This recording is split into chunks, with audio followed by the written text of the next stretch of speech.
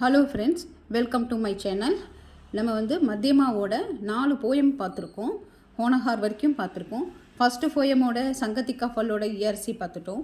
இப்போ பார்த்திங்கன்னா நம்ம ரெண்டாவது போயமான ஏக் பூந்தோட இஆர்சி தான் பார்க்க போகிறோம். இப்போ ஏக் பூந்த் இஆர்சியில் ஃபஸ்ட்டு இஆர்சியில் என்ன கேட்டிருக்காங்கன்னு பார்த்தீங்கன்னா, दैव मेरे भाग्य में क्या क्या है बता, मैं बचूंगी या मिलूंगी धूल में, या जलूंगी फिर अंगेरे पर किसी चू पड़ूंगी, या कमल के फूल में. அதாவது இந்த பேராகிராஃப் எதுலேருந்து கொடுத்துருக்காங்க என்னன்னு பார்த்தீங்கன்னா, ஏக் பூந்த்ங்கிற போயம்லேருந்து நமக்கு செகண்ட் பேராகிராஃபை தான் கேட்டிருக்காங்க. செகண்ட் பேராகிராஃப் ஃபுல்லு எக்ஸ்ப்ளனேஷன் அதுதான் இஆர்சியில் கேட்டிருக்காங்க. இப்போ சந்தர்ப்னா என்னன்னு பார்த்தீங்கன்னா குறிப்பு.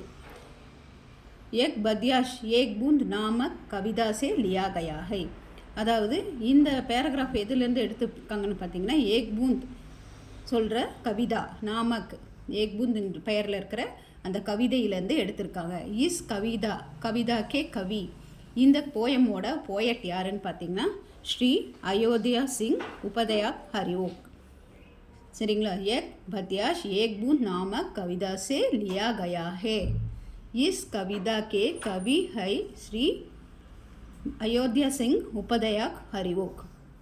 இப்போ பாவர்த்துன்னா என்னன்னு பார்த்தீங்கன்னா உள்ளர்த்தம். இந்த போயமோட ஃபுல் எக்ஸ்ப்ளனேஷன் கேட்டிருக்காங்க.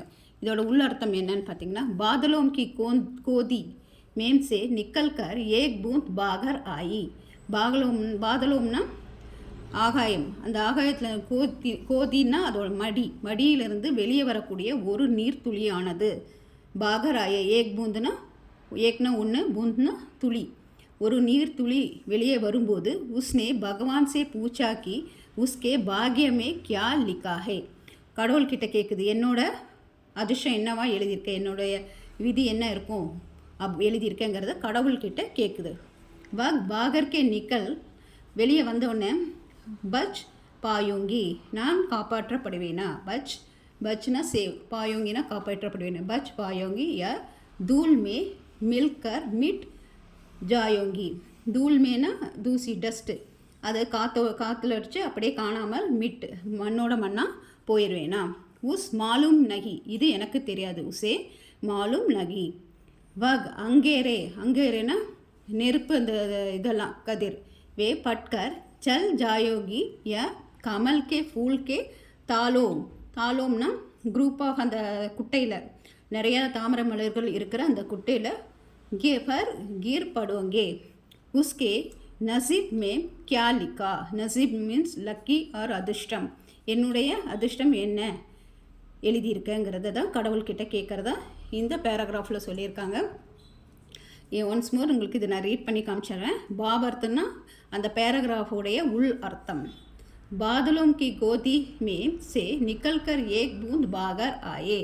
उसने भगवान से पूछा कि उसके भाग्य में क्या लिखा है. वह बागर निकलकर बच पायोगी, ये धूल में मिलकर मिट जायोगी.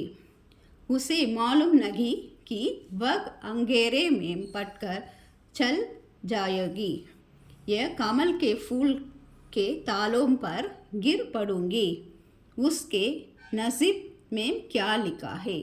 என்னுடைய அதிர்ஷ்டம் என்னவாக எழுதியிருக்கிறதுங்கிறது தான் கடவுள்கிட்ட ஏக் பூந்த் கேட்குறதா ஃபஸ்ட்டு பேராகிராஃபில் இருக்குது. இதில் செகண்ட் இஆர்சி என்னன்னு பார்த்தீங்கன்னா, லோகோம் யோகி, அதாவது தேர்ட் பேராகிராஃப்லேருந்து உங்களுக்கு கேட்டிருக்காங்க. இந்த சந்தர்ப்ப குறிப்பில் என்ன பார்க்கணுன்னா, ஏக் பத்யாஷ் ஏக் பூந்த் நாம கவிதா சே லியா கயா ஹே. இஸ் கவிதா கே கவி ஸ்ரீ அயோத்தியா சிங் உபயாத் ஹரியோ.